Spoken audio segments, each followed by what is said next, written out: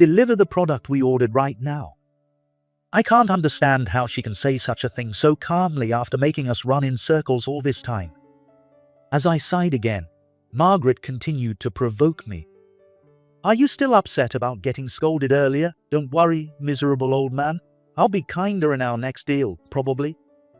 It seemed like she was enjoying looking down on me as her previously polite language gradually slipped. I decided to tell her about our current situation. I interrupted her provocation to share something. "Since you told us to take our junk back, our rival company is using it." "What?" Margaret sneered, seemingly not understanding. "What are you talking about?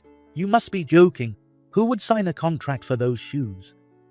Despite her confusion, she tried to maintain her pride.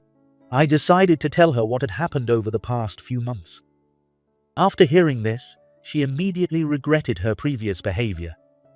"My name is Brown Steve, 42 years old. I took over my father's factory, Brown Manufacturing, and now work as the second-generation factory manager. I don't have a wife or kids yet, so I've been focusing on my work.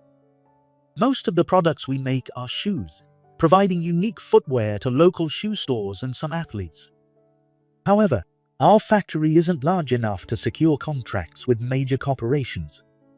Still, I believe that valuing the connections we make leads to the growth of Brown Manufacturing. I have a good relationship with my employees, and I hope to continue working steadily and long-term." Then one day, a significant turning point came our way. We received a request for new product development from the famous company Williams Fit.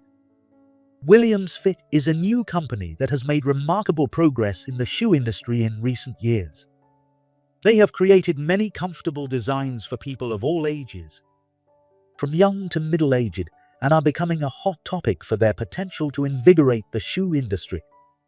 I never imagined that such a company would reach out to us, a small factory. Initially, I thought about declining this offer. But after discussing it with all the employees, we decided to take on the challenge to showcase our full potential. From then on, every day was a series of discussions and trial and error. The shoes we finally completed had a fantastic design filled with the passionate feelings of all our employees. We were told that the announcement of the new product would be in 2 months, which was a very tight deadline, but we managed to put all our strength into these shoes. Finally, the time came to present the shoes we developed to Williams Fit. Nervously, but hoping for our future growth, I headed to the headquarters. At that moment, I never imagined we would be plunged into the depths of fear. When we arrived at Williams Fit's headquarters and entered the meeting room, we found other companies waiting anxiously. It seemed they planned to choose from several companies. I lightly greeted those around me while waiting for the Williams Fit representatives. Then, I heard the sound of heels approaching from a distance. The door opened energetically, revealing a serious-looking woman and a man standing with his arms crossed. "Thank you for coming. I'm Margaret, the sales manager who called you all." Her theatrical greeting made me frown slightly. The woman who introduced herself as Margaret was the one who had actually called me. She exuded an air of competence and confidence. Then, the man standing next to Margaret greeted slightly and began to speak. "I'm Williams, the president of Williams Fit. Thank you for coming today." As the up-and-coming president, he had a fresh and youthful vibe. Although they both greeted us politely, I couldn't shake the feeling that they were looking down on us somehow. Dealing with these two, I held my breath, fearing something terrible might happen. And unfortunately, my bad feeling proved true within 10 minutes. Margaret and Williams were looking over various companies' shoes, as if they were evaluating goods. Their attitude was awful. After inspecting the shoes closely, they threw them aside carelessly and laughed disdainfully. Williams was no different, and the representatives from other companies looked puzzled. Margaret fidgeted and fiddled with her nails while looking around. "All these designs are so lame. Maybe it's because we only call bottom-tier factories." I was shocked and stunned by their incredibly rude behavior. Why did we have to be insulted like this? As I sighed softly, Margaret seemed to hear it. Hey, you, what are you sighing about, being from a bottom-tier company? Margaret approached me with a furious look. Your factory's design is the lamest and worst of all. How could you bring these shoes with such a smug face? It's true that our shoes were much simpler compared to those from other companies. Facing Margaret's intense anger, I calmly replied, Calm down. Product development progresses by making changes to the design and adjusting the overall product. Companies work together step by step. As I tried to continue, Margaret did something shocking. Oh, really? Then this is trash, and we won't deal with it. She said this and slammed my shoes, which were on the table, to the floor and stomped on them. The room started to buzz with this situation. As I stared in shock at the now ruined shoes, Margaret glared down at me and shouted, Don't bring trash here. How dare you show such awful shoes to the president?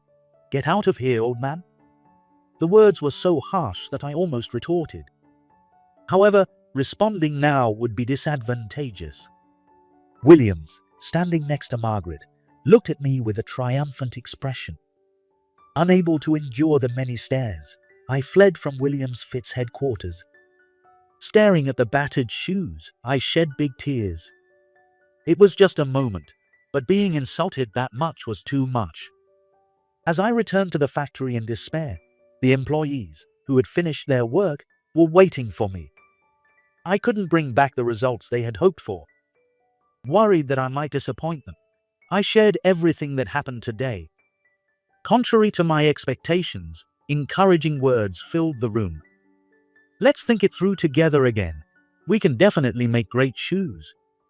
We could try pitching to other companies too. Cheer up, boss. Their positive voices brought me to tears again. However, these were not tears of frustration, but tears of gratitude for their support. We can't give up here. We need to expand our ideas even further. Once again, we united to brainstorm shoe designs. This marked the beginning of our rebellion and the countdown to Margaret's downfall. A month after that incident, while working in the office, a male sales representative excitedly ran up to me. Boss, we've received an offer for a contract from Smile Shoes. Hearing Smile Shoes, I shouted so loudly that it echoed throughout the factory. Smile Shoes is a well-known major company in the shoe industry, loved by people of all ages. I had secretly dreamed of working with them someday. Unable to hide my surprise, he explained the details to me. According to the story, he had sent the shoes that were harshly criticized by Williams Fit to Smile Shoes via email. Upon seeing them, the sales representative at Smile Shoes was intrigued by the design and manufacturing method and reached out to discuss further. I realized then that giving up wasn't necessary. With a wounded heart, I decided to create the shoe design again and headed to Smile Shoes headquarters. On the way, I was incredibly nervous. What if they say terrible things again, just like Williams Fit did last month? Still, if I present these shoes with confidence, everything should go well. To boost my morale, I slapped my cheeks hard and entered Smile Shoes headquarters. Nice to meet you, Mr. Brown from Brown Manufacturing, right? Thank you very much for coming. It was Smith, the president, who greeted me deeply. I had seen him a few times in magazines, and he had a calm expression, yet exuded an air of authority befitting a leader of a major company. Smith led me to a spacious conference room. When I nervously showed him the shoes I had made, he smiled broadly and nodded enthusiastically. Just as I saw in the email, these are truly fantastic in design and functionality. We would definitely like to sell these at our company. I was wide-eyed with surprise at Smith's words. Really, thank you so much. I never expected the contract to be finalized so smoothly. Smith called his secretary and handed me a document. It detailed the contract terms meticulously, as if it had been prepared in advance. From the moment I received your email, I wanted to work with you. Let's create many products together from now on. His words made me so happy that I greeted deeply and expressed my gratitude. Last month, our efforts were insulted, and it was a bitter experience. But knowing someone recognized our hard work lifted my wounded spirits. Soon after, Smile Shoes contacted us with requests for shoes to be delivered and details about the upcoming contracts. Marking the start of busy days, I had numerous meetings with Smith, discussing the new shoes until we both were satisfied. This entire experience felt like a dream to me. Daily work became even more enjoyable, and the contract terms and work environment were far superior to Williams Fit, bringing me relief. Coincidentally, just as I was determined to excel in our partnership with Smile Shoes, another tragedy struck. It was almost 3 months after that incident. While I was doing paperwork, I received a call from someone I could never forget. Long time no see. This is Margaret from Williams Fit. To my surprise, it was Margaret, the one who had harshly criticized our shoes. What can I do for you? Hiding my nervousness, I asked her. Margaret, unperturbed, continued. We want to sell the product you showed us before, so I need you to deliver it immediately. I've sent the payment details via email. Please check it. As she spoke, I received an email from Margaret. It was an estimate, but seeing the amount, I quickly retorted. With this amount, we'd incur a huge loss. This price was utterly unreasonable. However, Margaret, apparently displeased with my response, sighed dramatically and muttered disdainfully. Stop whining. Even if she said it quietly, she knew I could hear everything. I had one question, so I asked Margaret. You harshly criticized our shoes, so why are you suddenly asking for a delivery now? Perhaps frustrated by my reluctance to agree, Margaret replied even more irritably. I just thought it was a good design after a closer look. Don't seek opinions from a bottom-tier company. Her high-pitched voice was so loud that I covered my ears, fearing the phone might break. Margaret, losing her patience, said to me, Deliver the product we ordered right now. I can't understand how she can say such a thing so calmly after making us run in circles all this time. As I sighed again, Margaret continued to provoke me. Are you still upset about getting scolded earlier? Don't worry, miserable old man. I'll be kinder in our next deal, probably. It seemed like she was enjoying looking down on me, as her previously polite language gradually slipped. I decided to tell her about our current situation. I interrupted her provocation to share something. Since you told us to take our junk back, our rival company is using it. What? Margaret sneered, seemingly not understanding. What are you talking about? You must be joking. Who would sign a contract for those shoes? Despite her confusion, she tried to maintain her pride. I decided to tell her what had happened over the past few months. We have a contract with Smile Shoes and are developing new products together. Smile Shoes? That major brand? No way. Margaret, flustered and dropping her polite tone, was met with my firm response. It's true. In fact, we're using the shoes you harshly criticized as the base for our new product. Realizing that the shoes she had trampled and destroyed were now valued by a major company, Margaret was clearly panicking, even over the phone. If we had signed the contract then? Hearing her faint voice, I decided to drive the point home. Too bad. Insulting our shoes means you were also insulting Smile Shoes. We will never do business with you again. Wait a minute. Cutting off whatever she was about to say, I hung up the phone. By now, she must be regretting how she treated us. However, the misfortunes awaiting her and her company were just beginning. The shoes we co-developed with Smile Shoes sold rapidly, creating a buzz. The simple design and functional comfort were well received by people of all ages. We're so glad to have partnered with Brown Manufacturing. We look forward to working together more in the future. During the meeting for the second new product, Smith thanked me again. Despite being the president of a company that has created many trends, he remains humble. Feeling a sense of respect for Smith, I thanked him and was about to return to the meeting. Then, Smith sighed slightly and continued speaking. Williams Fit was chasing us for a while, but they've calmed down recently. I couldn't help but react to the mention of Williams Fit. As Smith said, I hadn't seen many new products from Williams Fit in shoe stores lately.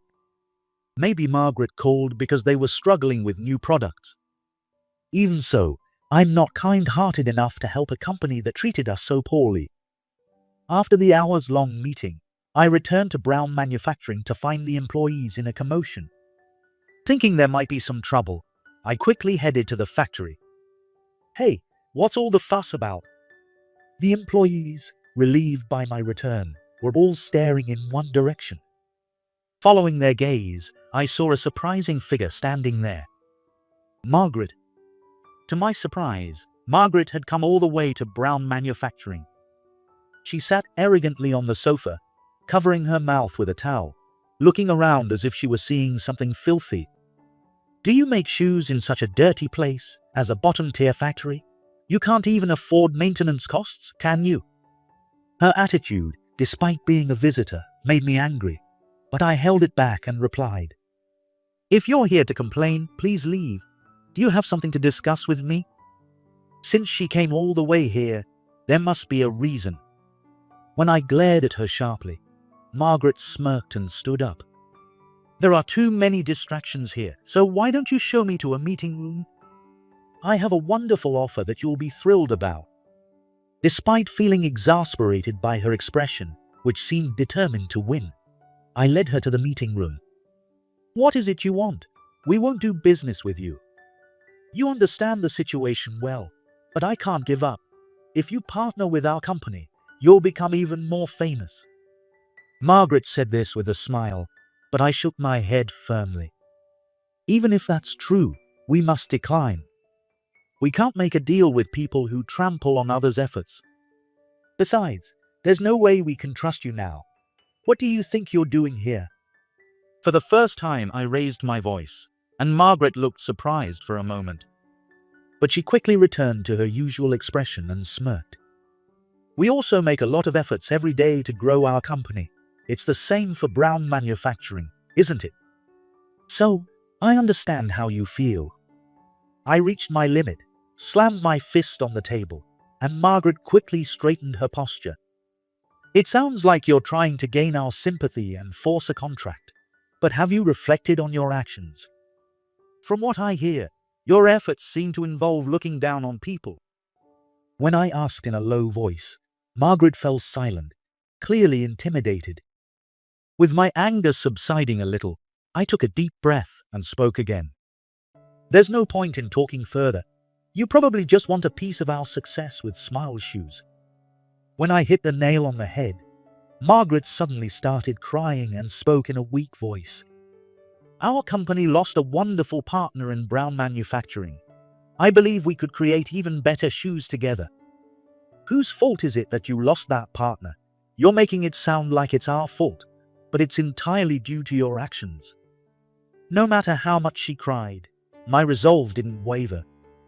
I stood up slowly, opened the door, and greeted to Margaret. Please leave. No matter what you say, we will not make a deal with you. It's not just me. President Williams is also serious about doing business with you, so we'll be back to talk again.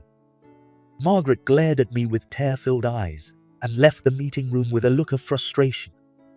As she left, she immediately put on a sales smile and started talking to an employee working near the entrance.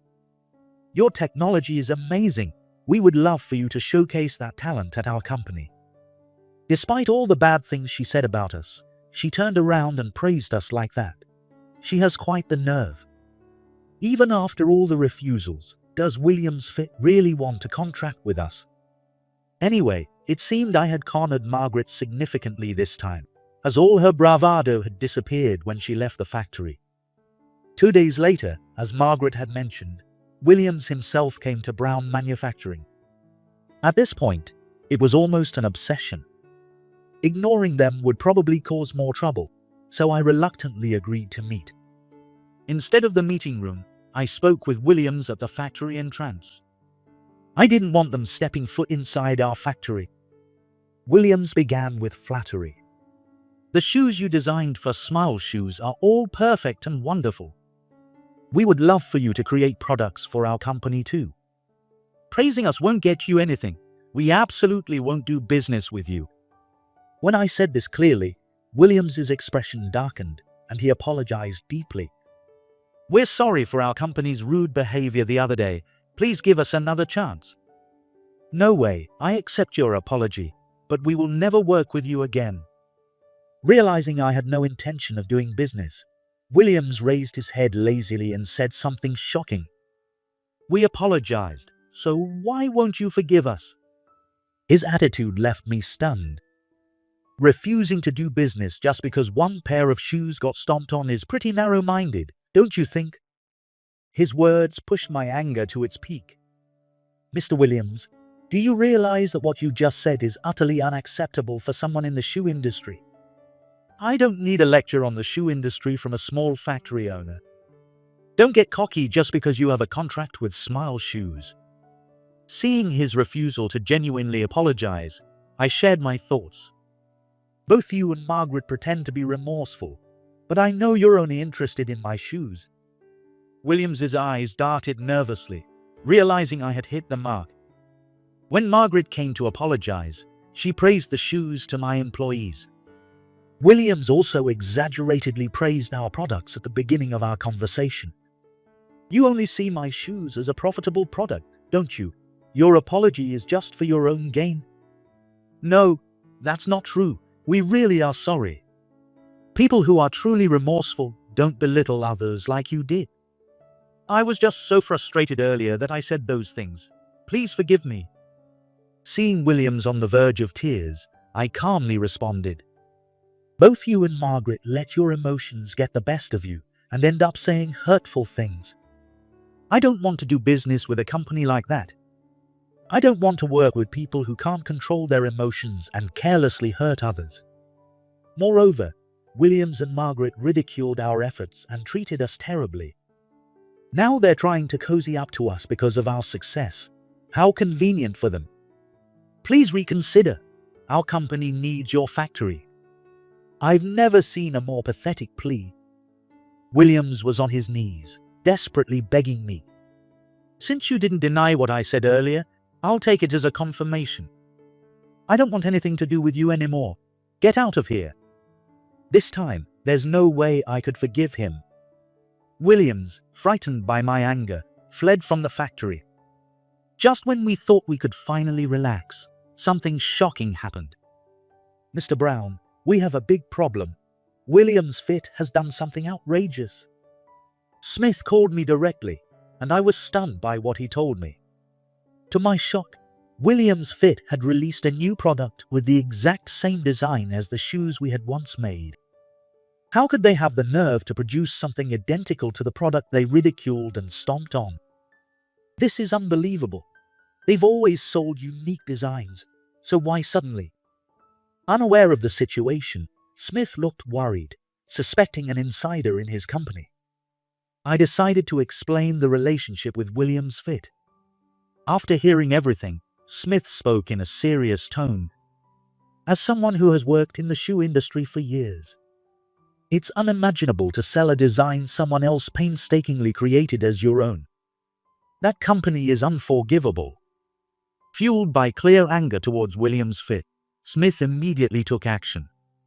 Of course, I cooperated in this retaliation. My task was to inform other companies about how Margaret and Williams ridiculed our shoes. In the shoe industry, similar designs are common, so Williams Fit could claim it was a coincidence and dismiss the issue. However, with solid evidence, Smile Shoes could sue Williams Fit. My job was to go to Williams Fit's headquarters with the blueprints and get a direct explanation. Although I was reluctant to visit Williams Fit, I couldn't forgive the copying of our design. Nervously, I headed to their headquarters. Mr. Brown, are you here to make a deal with us? When I arrived at Williams Fit's headquarters and waited for Margaret at the entrance, She approached me with a delighted expression. "I'm not here to make a deal. I'm here because your company's new product is remarkably similar to the shoes we designed." When I said that, Margaret crossed her arms and sighed. "What are you talking about? You must have a lot of free time to be doubting us. Get out of here, you traitor." The cheerful look from earlier disappeared, and Margaret glared at me furiously. She then clicked her tongue and hurried off somewhere.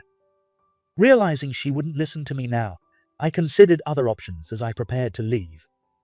At that moment, someone who had overheard our conversation called out to me. It was the president of a subcontractor working with Williams Fit to create their new products. When I showed him the blueprints for my shoes, he was shocked. It turned out that the design and manufacturing method of Williams Fit's new product were identical to the shoes I had designed. The subcontractor's president, regretting his ignorance, deeply apologized. However, they weren't to blame. The real culprits were Williams Fit, who shamelessly stole the shoe design and brought it to market. Earlier, when I accused Margaret, she had reacted with blatant anger. I had wondered why she was so angry, but after hearing this story, I finally understood. I thanked the subcontractor president who spoke to me and immediately contacted Smith. Smith listened to my story and believed everything.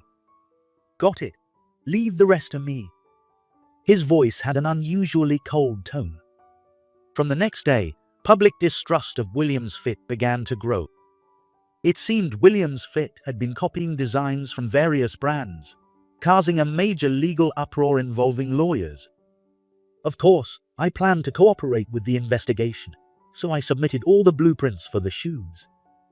This would surely put Williams Fit in a tough spot. However, the situation resolved much faster than I had imagined.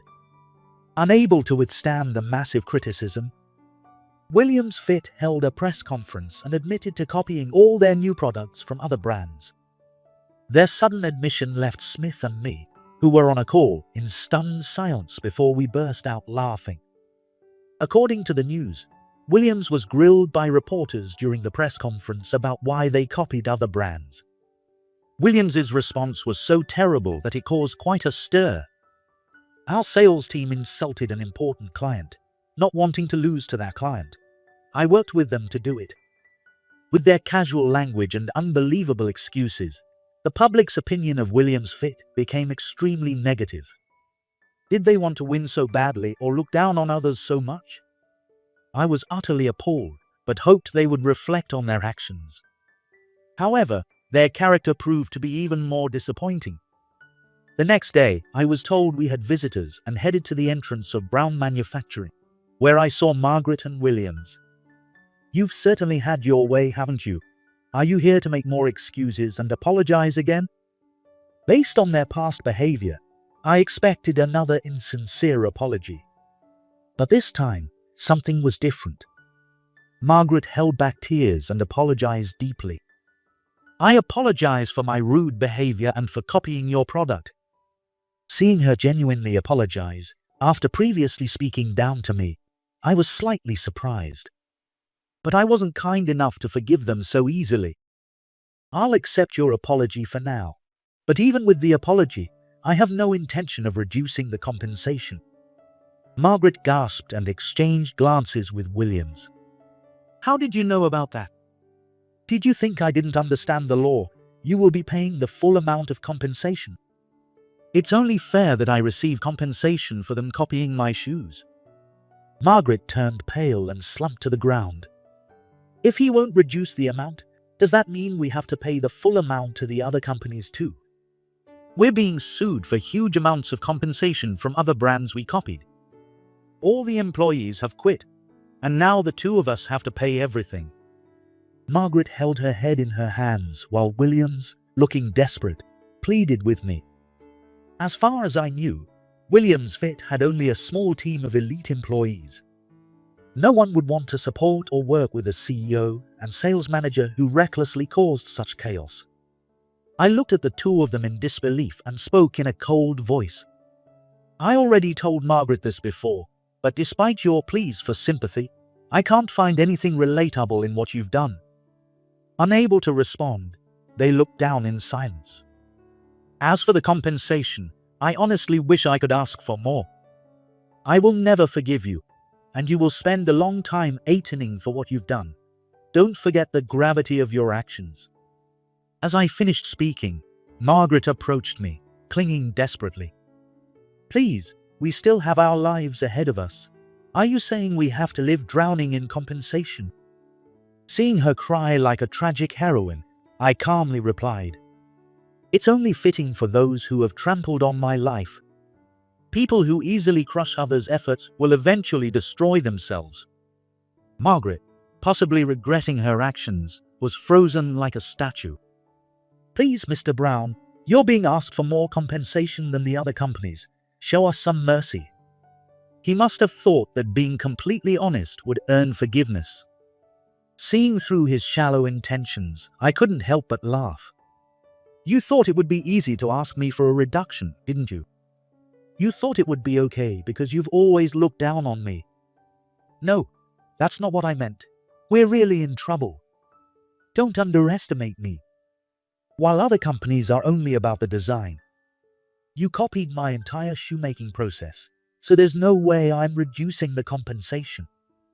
As I said this dismissively, Williams, unable to respond, dropped his bag and fell to his knees. If you stay here any longer, you'll be a nuisance to our employees. Please leave.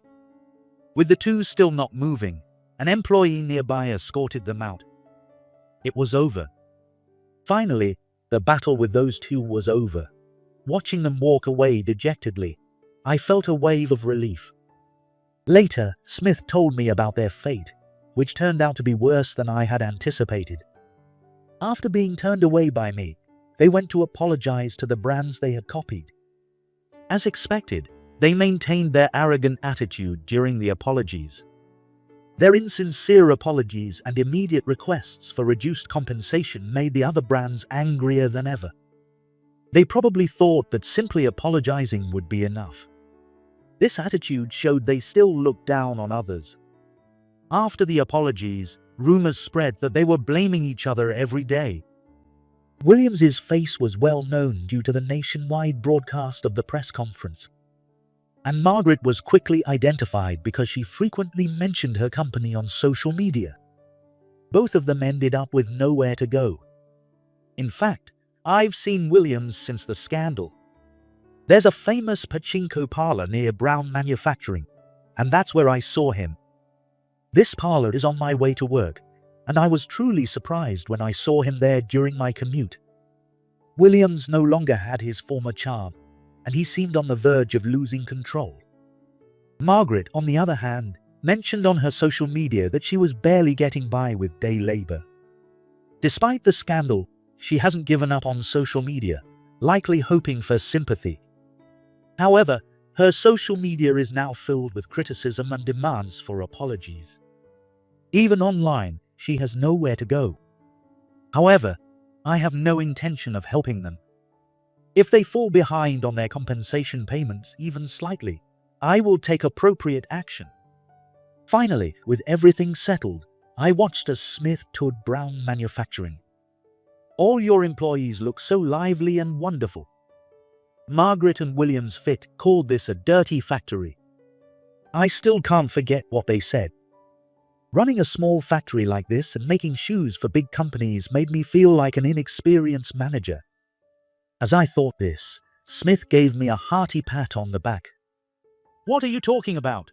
Brown Manufacturing is still a growing factory.